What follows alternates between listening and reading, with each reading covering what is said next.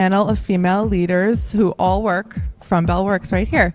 But before we get started, I just want to introduce myself. My name is Brooke Petrani. I'm the head of marketing at NPC Studio Plus, where I work for the lead designer and creative director of this beautiful place we call Bellworks. And Paola will be joining us today.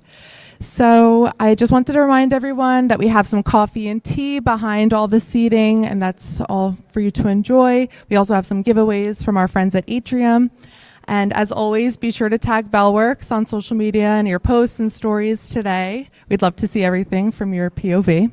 So I'd like to hand it off to Joanna Chavers, Vice President of HR Advisory at Atrium, who will be moderating today's panel. Thank you and enjoy.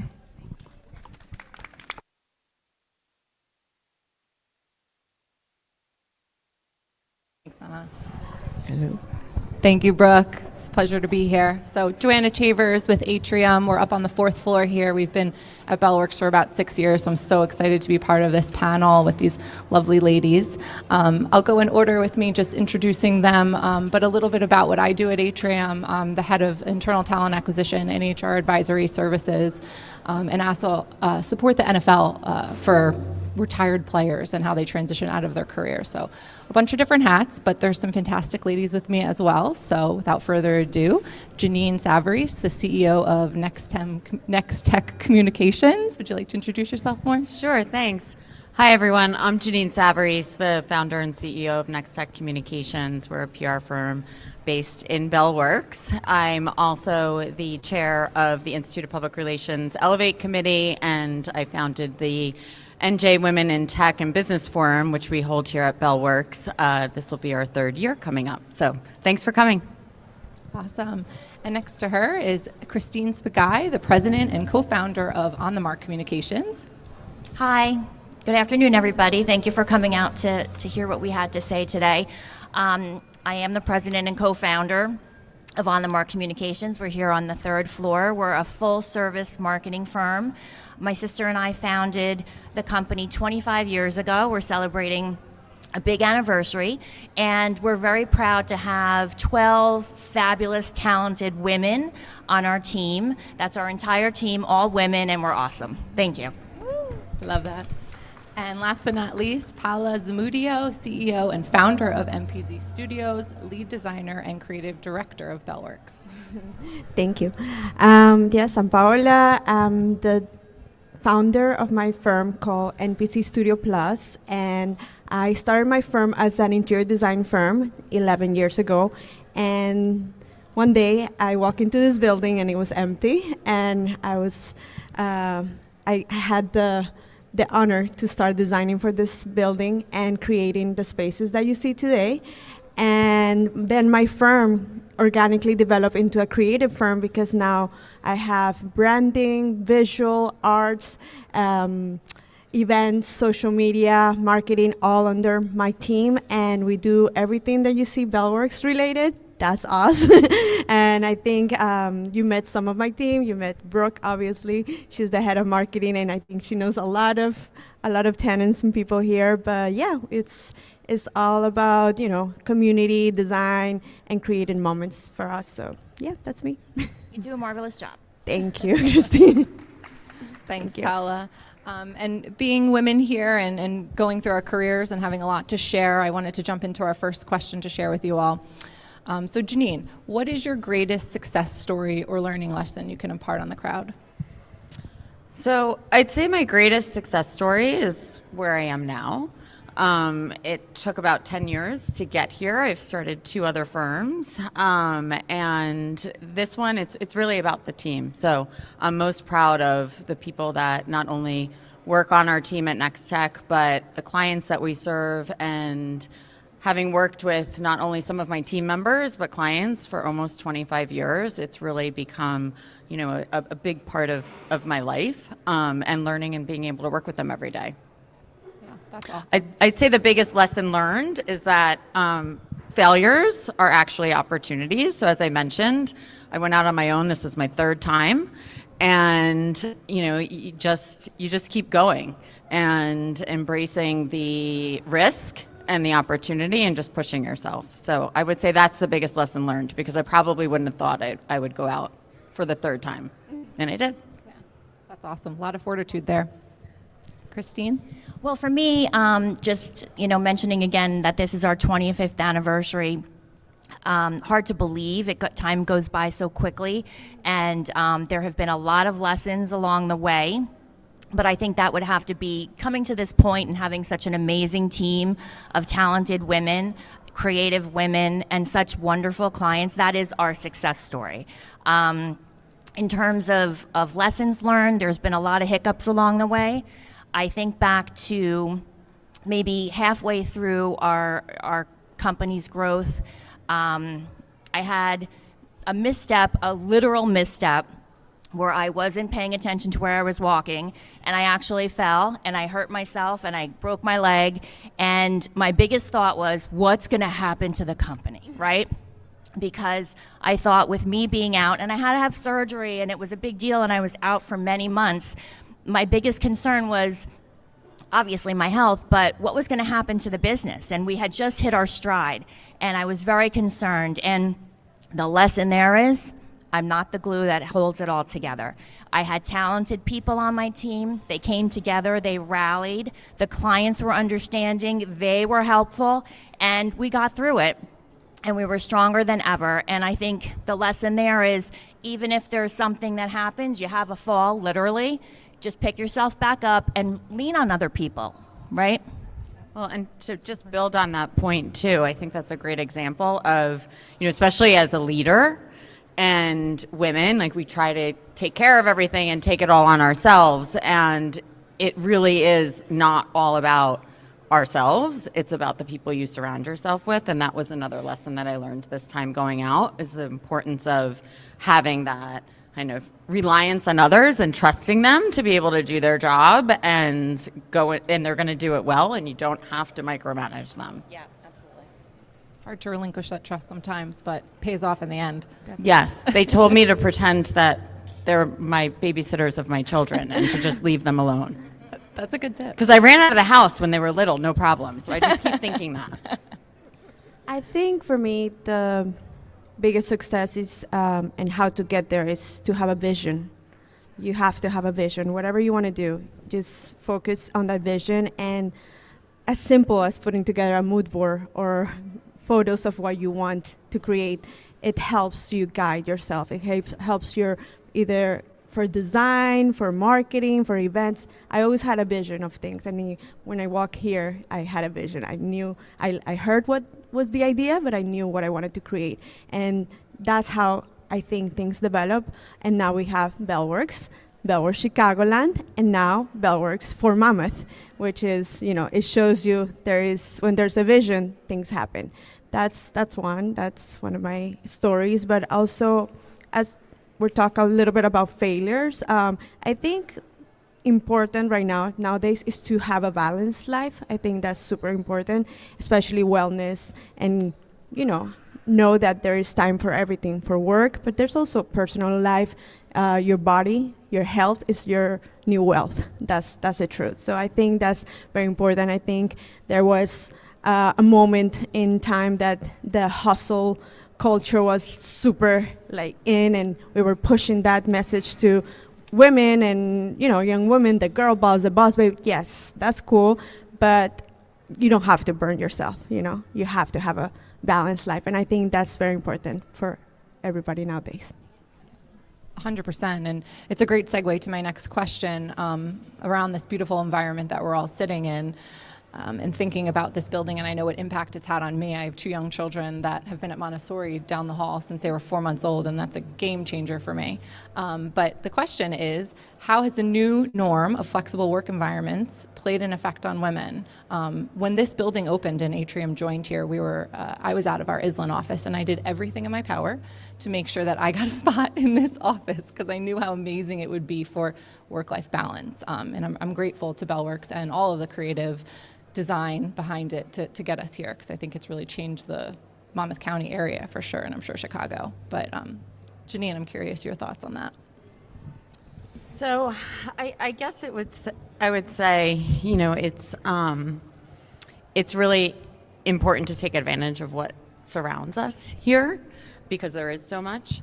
One of the topics, since we're at a networking event, is, the importance of networking too. I'd say, going back to even your first question about kind of successes and failures and lessons learned, it's to make the time to attend these types of events, to network, to make the time for, your friends, which also lead to business opportunities and careers, and then also, take advantage of what surrounds you. So you mentioned, Montessori and being able to have your children close by when you're at work.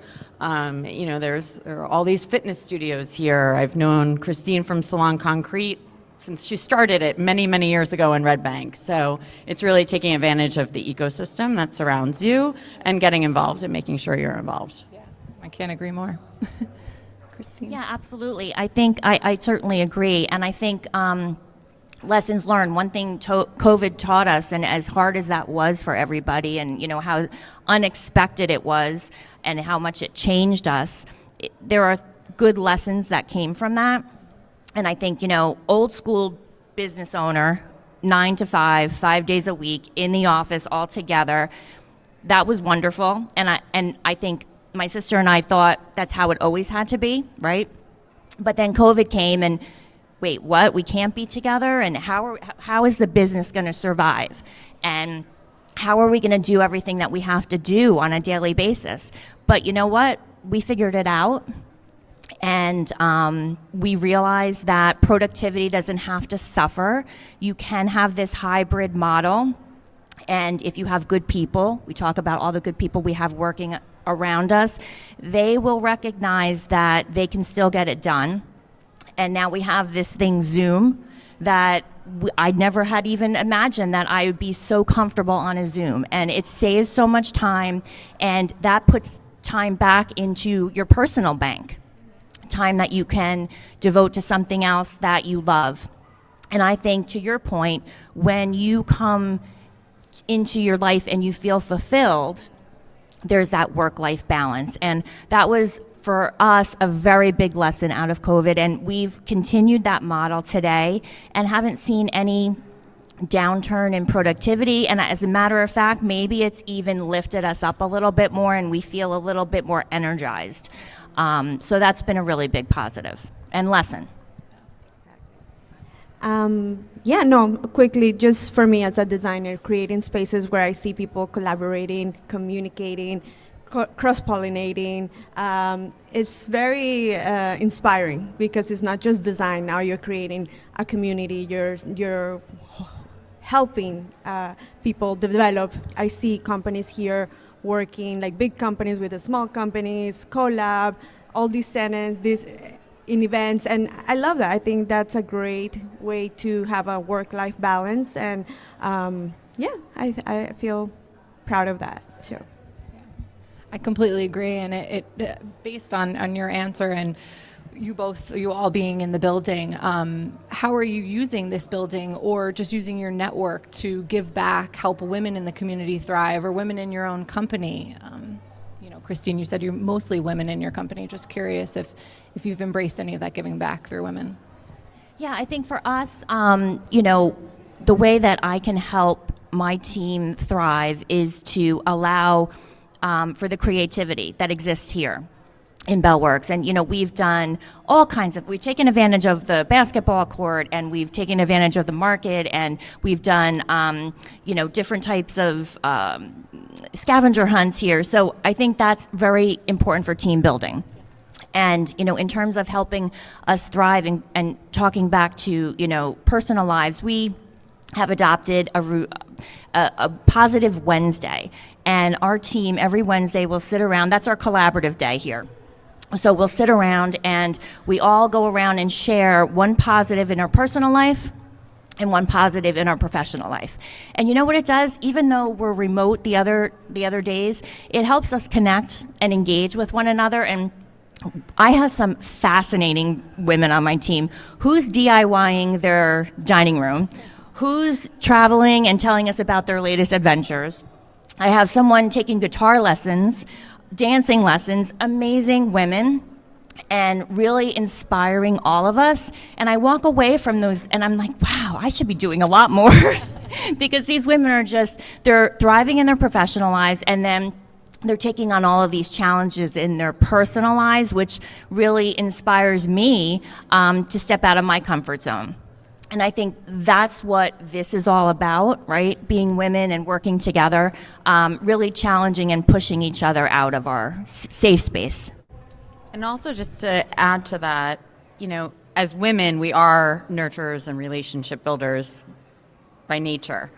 And, the crossover between remembering the professional and the personal, everyone, we're all people. But I think creating a culture like that, I love that, because you're not just the professional who comes to work. Like, this isn't Severance for real, right? But, right. And you have to be mindful of that. And that goes back to the work-life balance and being able to recognize that. I mean, when I first had my daughter 22 years ago, I was working in Manhattan. I had a high-level leadership position, and I was commuting in, hour and a half, 2 hours, whatever it takes for us nowadays. It gets longer and longer. I don't know why. But, and to be able to fight for working from home 2 days a week, which I did, and I was passed up for a promotion. And my boss at the time, who was also a CEO, but I'm not going to name anybody, when I went into her office and I said, I'd like to be reconsidered for this promotion, and she looked at me and said, well, she comes into the office every day and you don't.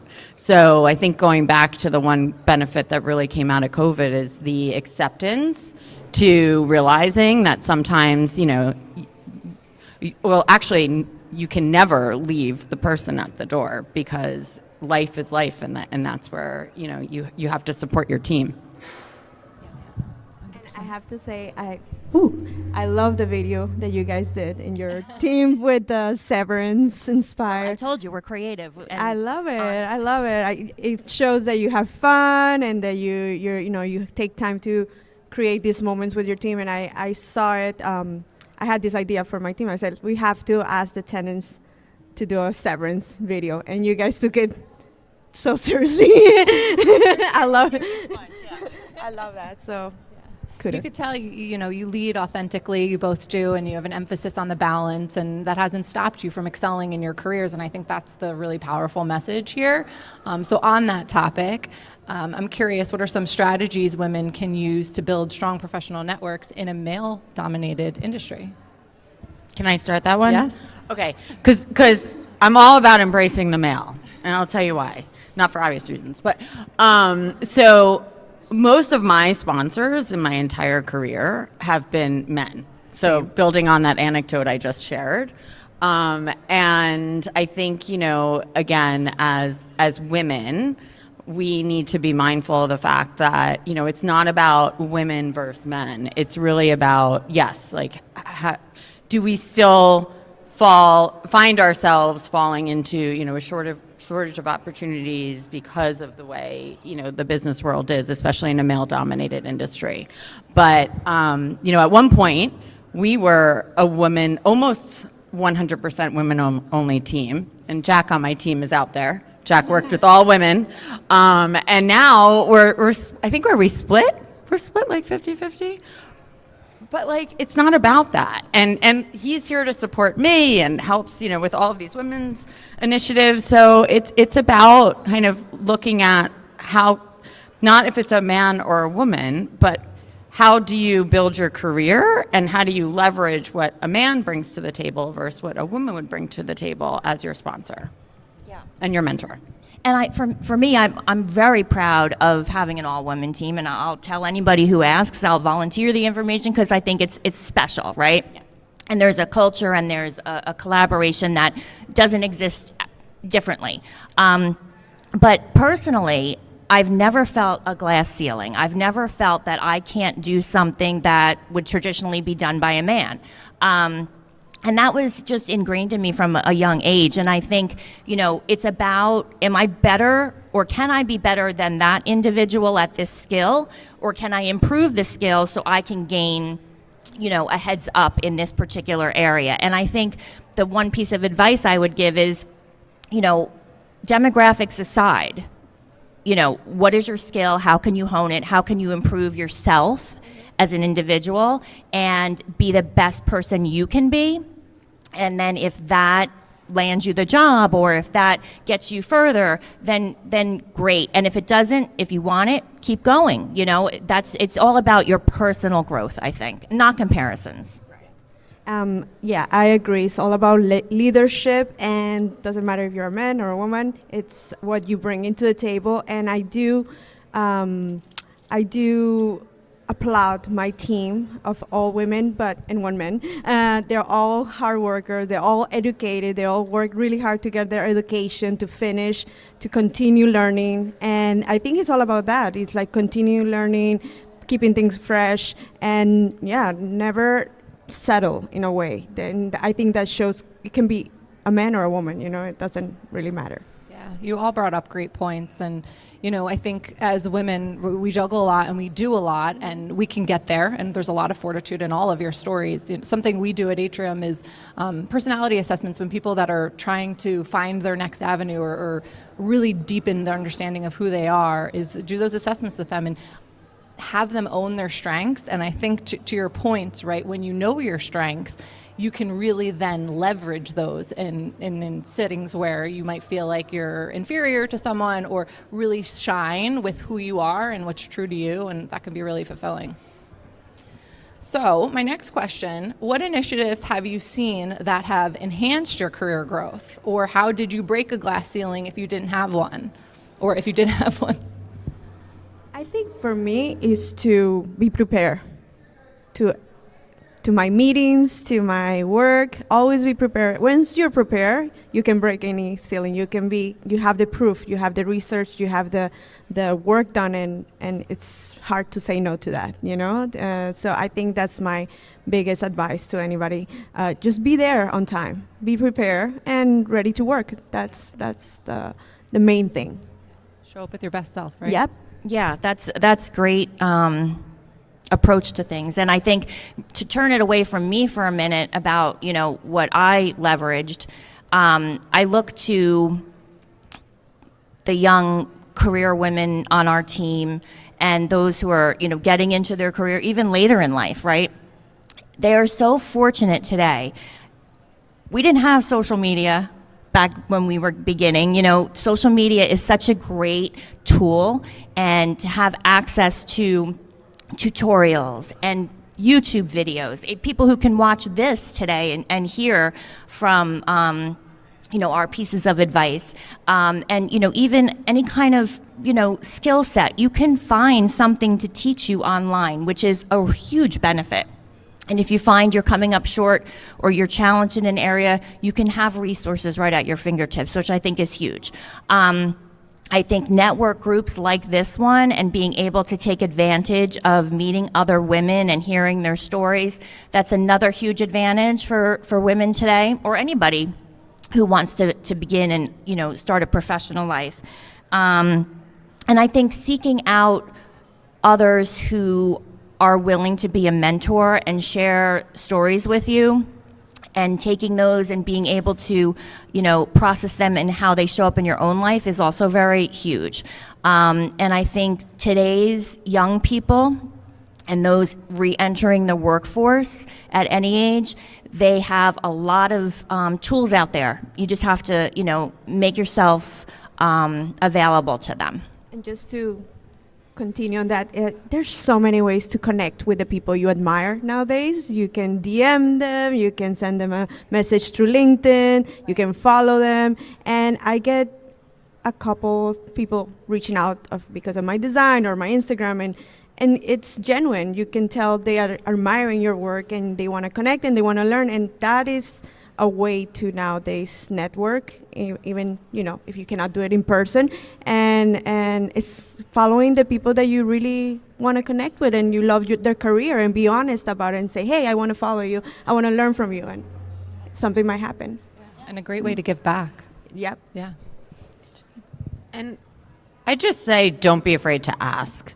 A lot of people will hold back if they find somebody that they think, could really help them as a mentor, or even just building that relationship and providing guidance and advice. And at the end of the day, no matter how busy someone is, what you'll find is, for the most part, people do want to help. They want to serve as your mentor and give back to the mentors that had helped them. And, even as a mentor, you learn a lot from your mentees. And so just remember, it's actually not a huge ask. And what's the worst they can say? Like, yes, maybe, and then they never show up. So, but it doesn't really happen. Like, people want to engage in that way and be there for you. Yeah, and to that point, and I don't think any of us has ever said no to someone who's approached us, right? We wanted to help. And just a quick story, out of the blue, a former teammate, somebody who worked for me, DM'd me a couple of months ago, and it had been years, and I had lost touch with her, and she wanted to connect and catch up, and she really was at a crossroads in her career, and she was super talented and had left to move to another state, and we were sorry to see her go, but just catching up on everything that she had been and hearing her story and where she was and how she was really at a crossroads and whether she goes this way or that way. And obviously, I'm not here to tell her what I think is best, but I heard her out and offered some advice. But moreover, what she told me about our time together so many years later was really helpful for me, because I learned a lot about how I, not even knowing, was able to help her take these next steps. So to your point, I think we're here to help, and sometimes we don't even know we're helping, but you should always reach out and seek advice. And just like we do, we're probably able to also reach out to others who have helped us throughout the years and seek their advice from time to time, which is super important. I love the reflection point. It's so helpful, and I think we're all excited to be mentors, and there's definitely an element for ourselves in there. On that topic, what are your mentoring no-nos? I just go back to not to ask the questions that you want to ask, or even to ask the mentor to be your mentor.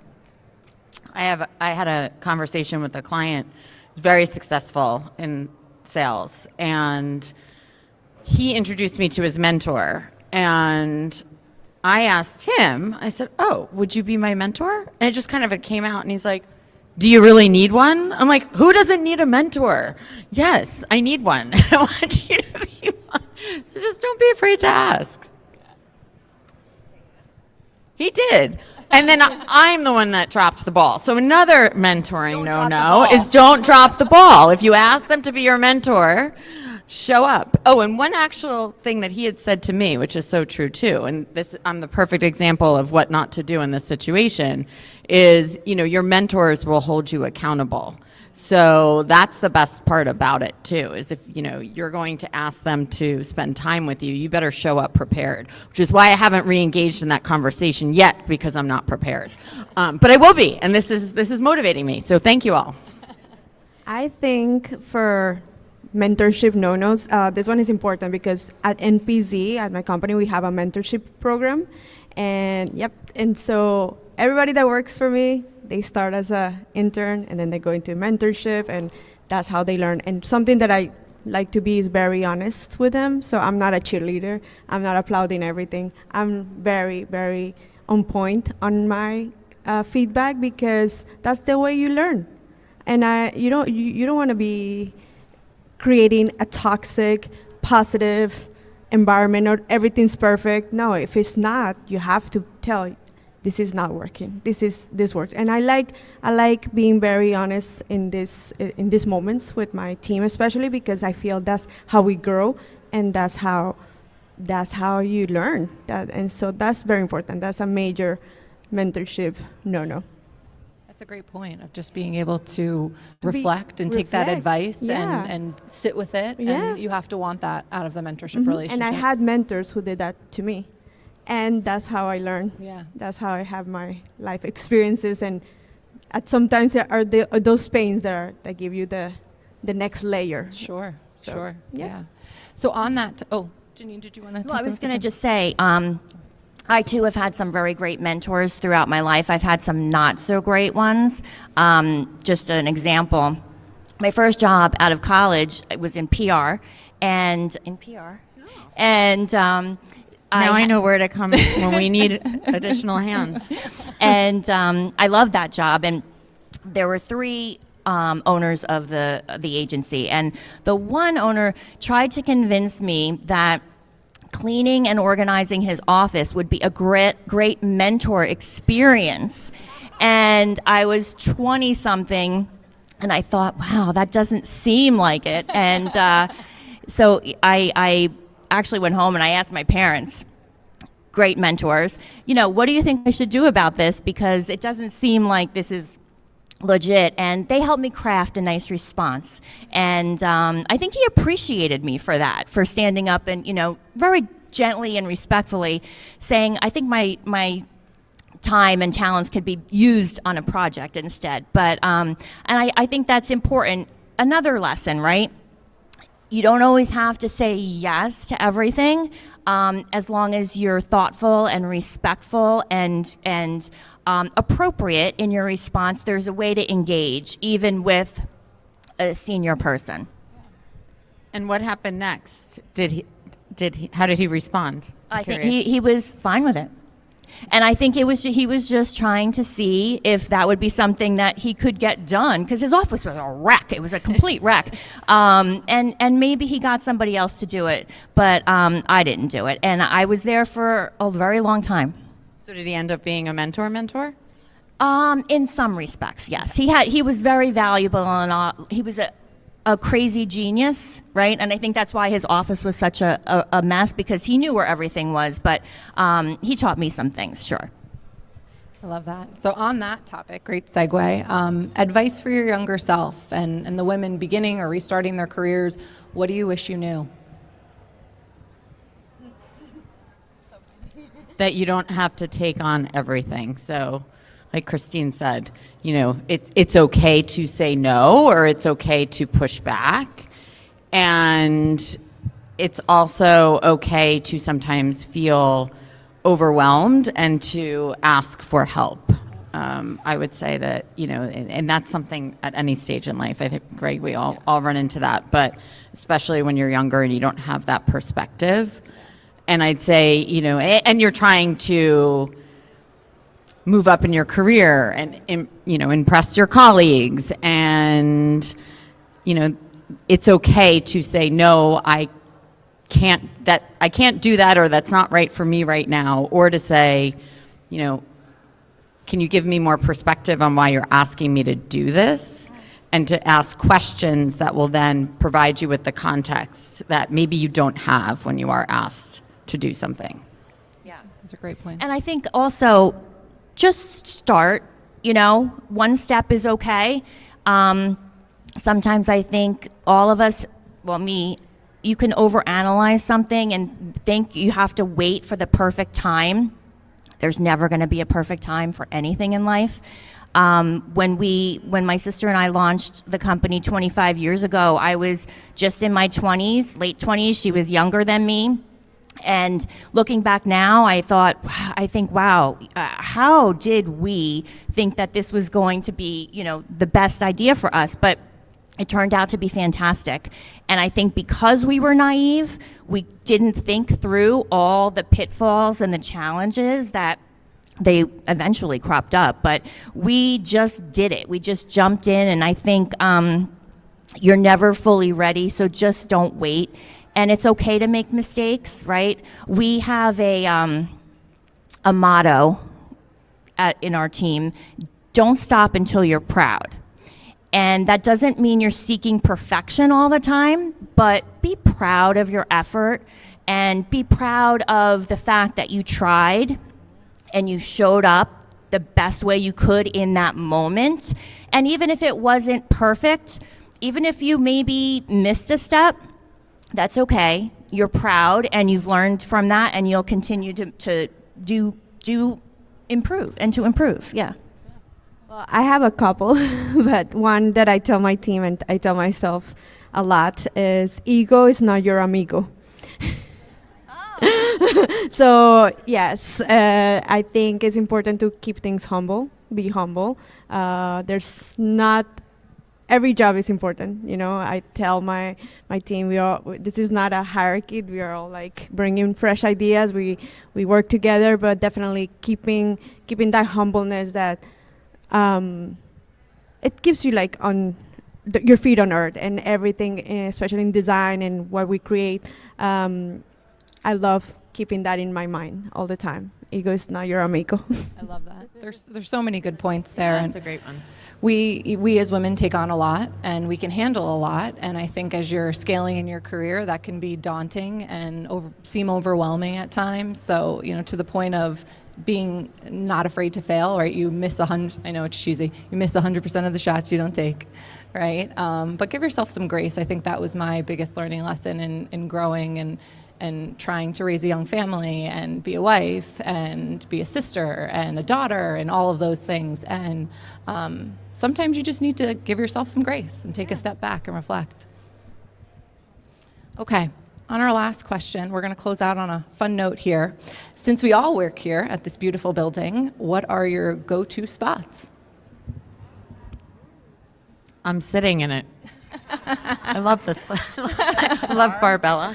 I like when it's outside too. And I'd say, you know, I definitely sometimes will, it sounds so nerdy, but like sneak into the library for some quiet time. Go to Bar Method, go to Salon Concrete. Yeah. Eat here a lot. Yeah. Yeah, I have to say the outdoors. We hold our team meetings out there. It's just such a refreshing and different way to talk about work and connect, and the scenery is beautiful, and there's always places to sit, and you're not crowded out there, and it's just, it really breaks up the day. And I think different than any other place, you can get outside and you can have that over a bite to eat or connect with somebody after work. So that's our favorite place. So many places. Definitely this area, the cafe and Barbella at Bellworks, because it's very special. It's the first space I designed for Bellworks, so it holds a special place in my heart. But I think outside is awesome during the summer, the events, everything that we do out there. And I really enjoy Mabel now. Yes. Shout out to Mabel, Yeah, because shout it's our first restaurant. Like, it's really, really delicious. And yeah, just Bellworks overall. Yeah, I couldn't agree more. I mean, this building is fantastic. The whole theme of be inspired, like just to leave your office when you just need a change of space and to come sit down here, and you will generate new ideas or meet different people. I love the Renaissance Pilates, big shout out to them, as well as the Montessori School, but there's so many great places here, and I know we'll keep evolving, and that's what's so exciting, and to be part of this community, this first of its kind really in our area is awesome. Yeah, so, yeah. Do we have time for questions or? Yeah, okay. Hi, everybody. My name is Zamudio. Okay, you should be good. Can you hear me? Sorry to shout it. Do you want to use? So my name is Kimberly Smith. I am here representing Victory Home Remodeling. I actually just started with the organization back in August, and I am here with my beautiful co-workers that come from different aspects within the organization. So we actually just started. I'm in the process of spearheading our first women's initiative program within Victory Home Remodeling. The name of it is called Empower Her. So this is actually our first seminar workshop that we are attending. Wish we could have brought more people, but you know, we were only allowed a certain number of tickets. But I really enjoyed everything that everyone had to say on the panel, so I appreciate that. And I also would like to collect with all of you emails, phone numbers, so that way I can stay in contact with you. What recommendations would you recommend to us, me, the group, on what we can do to make sure that we are getting more women involved in this women's initiative? Because again, it is starting out. A lot of our female workers We call them SDRs, so they actually work out in the field. So we're trying to promote a way where we can get them to come in at least an hour a month, so that way they can be part of this women's initiative, because we want to see it grow. This is our baby. I'm not saying it's mine. They're as a group. So what ideas do you ladies have that you can give us to keep this growing? I would say host events like this. I know we participate in a lot of events. Would be happy to kind of help you pull one together on site. Get involved in Bellworks and the community, as well as other women organizations in the area. But I do think the draw is to kind of have someone that they're going to learn from, and that can be from all different aspects, right? Like maybe you do one that incorporates fun, and you have a psychic reader or something. I don't know, like something to draw, and following a panel about working out in the field and establishing relationships with your colleagues when you are challenged to work in the field, along those lines. So relatable topics, but then I would incorporate some fun and a draw. And I think it's great you're doing like a field trip out here, so we love to have you here. You can come anytime. I'll add too, as this is a new group for you and there's different women in your group, it could just be a great starting place to learn about each other and see if there's any mentors within your group, within each other, right? Yeah. That's perfect. Yeah. And then you'll learn more about each other, learn how you can benefit from each other's skill sets, and hopefully grow from there. Yeah. Yeah. And I think ask them, right? What would it encourage you to get together? What do you want to see? Who has ideas? Because I've learned that sometimes, I don't have all the answers, and other people have great perspectives on things. So for sure, lean on them and see what would really motivate them. I definitely think I agree with what Joanna said about getting involved with Bellworks.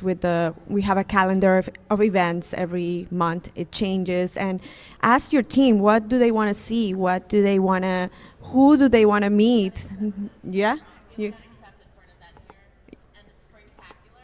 Oh. I think that might be in Point Pleasant or something, but we're going to be showing on Saturdays in the market and everything. Oh. We just got accepted. There you go. Oh, okay. Congratulations. So That's awesome. You already got it. But yeah, be involved with the community, and I think asking your team what they want, maybe guest speakers, maybe you can have people from other companies, because I know your office is here. Maybe get involved with other companies and, I don't know, collaborate with, what other people are doing. I think that's up to you and your team to figure out. But I think there's so much opportunity, especially in this building. It's like a huge 2 million square feet co-working space. So you'll find everything here in a way, like every type of tenant and company. So yeah, I think that would be a good way to start. Of course. Yeah, definitely. Any other questions? Yeah, I got this working. Anybody else, just shoot your hand up. I can run the mic over. Thank you. And thank you all for sharing your experiences. That was great. What would you say is the future, like from now on, particularly from your perspective, not only as women, but as like successful entrepreneurs? What's the future? I think the future is flexibility, is using technology to enhance your whatever industry you're working on, but also knowing that personal and being in person is important to make connections. It's so different to be connected through Instagram, but actually seeing the person in real life and having a conversation, it's important. So I think that flexibility and knowing where to apply the technology and your social skills is very important to any industry. It helps you. It also being creative. I think every industry needs creativity. Because it's just how the world works now, So I think that's my view on the future: flexibility and creativity, and using technology to advance. And I think leveraging people more than we have in the past, people and their interests, and rather than just taking someone and putting them in a box and saying, this is your job, this is your responsibility. Well, maybe they have an interest in dabbling outside of that. Maybe they want to, something that they do in their personal life can lend a hand to somebody else. So I think kind of leveraging individuals as opposed to the job that the individual fits inside. Right. And I think going back to, there are more women CEOs now than there were in the past, and we're definitely trending in that direction.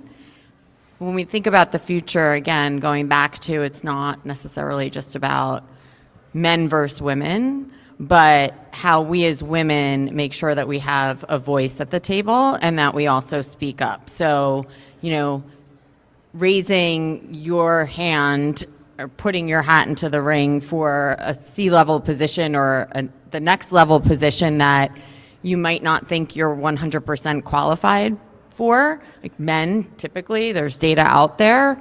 They do that all the time, and they make sure their voice is heard more naturally when you're in a room, and I've been in a room sitting at a table and it's all other men. It's to kind of like, excuse me, hold on. Can I finish what I'm saying? Because that is a real thing. So that's where I think the future is. It's accepting that, there is a fundamental difference in the way that we communicate and the way we go after things, but to make sure that we're giving ourselves that chance and that seat at the table.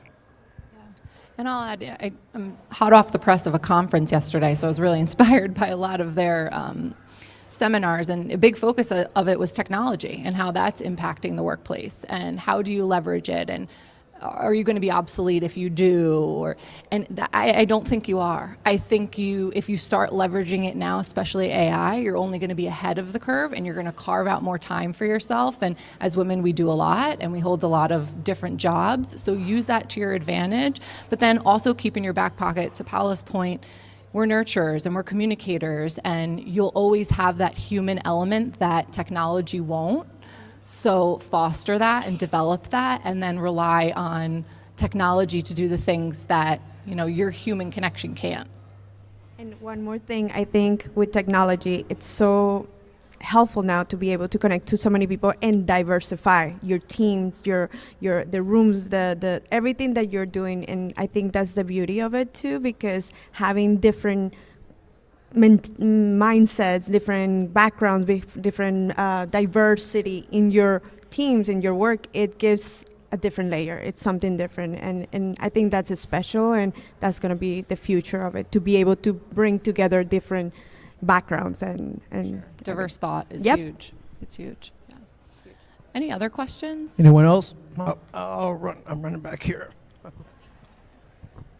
Hi, how are you? Hi. My name is Julia Salvia. I'm the founder of the Self-Love Archives, a brand that helps women love themselves more. I'm actually hosting a Self-Love Expo downstairs in September, and I wanted any of you guys' recommendations on how to utilize Bellworks to further market that to women and really get the point across that this is not a boring expo, it's not a crazy expo, it's an immersive experience to really help you romanticize your life and love yourself more, and that's always the goal, to leave the event loving yourself more, even if it's just a little bit.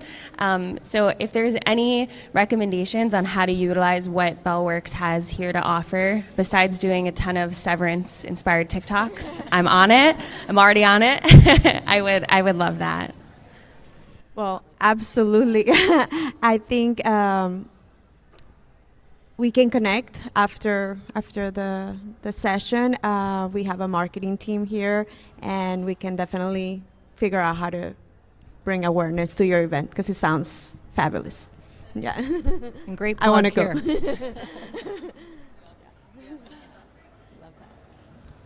here. Any other questions? Anyone else? Don't be shy. Wonderful. Okay. Well, I want to thank all of the panelists. This was wonderful, and everybody for coming. And we're happy to hang out and connect with anybody offline after this. But thanks again, and happy Thursday. Happy Thursday. Thank you. Thanks, everybody. Thank you.